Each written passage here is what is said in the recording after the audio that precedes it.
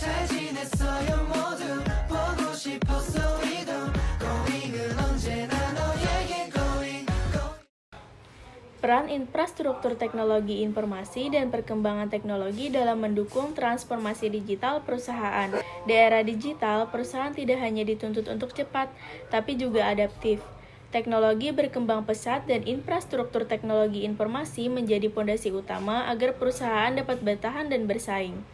Melalui video ini, kami berlima akan mengulas mulai dari definisi, tren, integrasi, hingga studi kasus nyata yang menunjukkan dampak teknologi dalam transformasi bisnis. Kalau kita bicara soal teknologi di perusahaan, semuanya sebenarnya tuh udah dimulai dari infrastruktur teknologi informasi sendiri. Nah, infrastruktur ini seperti fondasi rumah, yang kalau tidak kuat, segala macam inovasi yang dibangun di atasnya tuh bisa runtuh kapan aja. Infrastruktur TI itu bukan cuma soal kabel dan server, tapi di dalamnya ada jaringan, aplikasi yang saling terhubung, sistem penyimpanan data, serta orang-orang yang menjalankan semuanya. Nah, orang-orang ini harus bekerja sama agar sistem bisa berjalan lancar. Tapi sekarang perusahaan udah nggak lagi bergantung pada sistem yang kaku dan hanya bisa diakses dari satu tempat. Mereka itu butuh infrastruktur yang fleksibel, bisa diakses kapan saja, dan tentunya aman. Maka dari itu, banyak yang mulai menggunakan layanan digital yang bisa disesuaikan dengan kebutuhan bisnis mereka. Tanpa infrastruktur yang mendukung, teknologi secanggih apapun nggak bisa bekerja secara maksimal.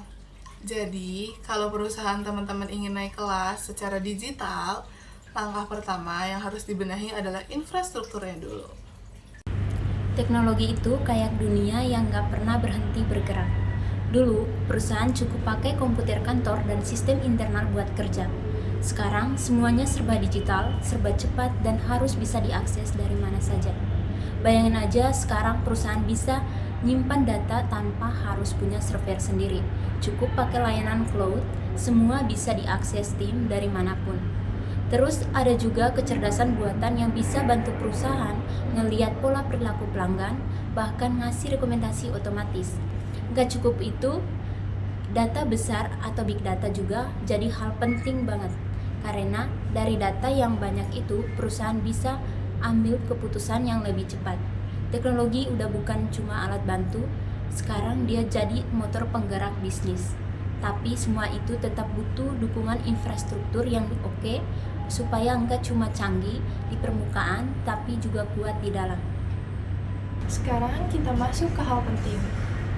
Bagaimana infrastruktur dan perkembangan teknologi saling mendukung? Tanpa infrastruktur yang tepat, teknologi tidak bisa dijalankan. Sebaliknya, tanpa mengikuti perkembangan teknologi, infrastruktur menjadi usang. Misalnya, perusahaan ingin menggunakan AI, tapi jika server mereka tidak kuat atau tidak punya cloud platform yang mendukung, teknologi tersebut tidak akan berjalan maksimal. Oleh karena itu, manajemen informasi harus menggabungkan dua aspek ini, yaitu membangun infrastruktur yang fleksibel dan terbuka terhadap inovasi. Saya lebih kebayang, kita lihat contoh dari PT Megamart, perusahaan retail yang punya banyak cabang di berbagai kota. Beberapa tahun lalu, mereka mulai kewalahan.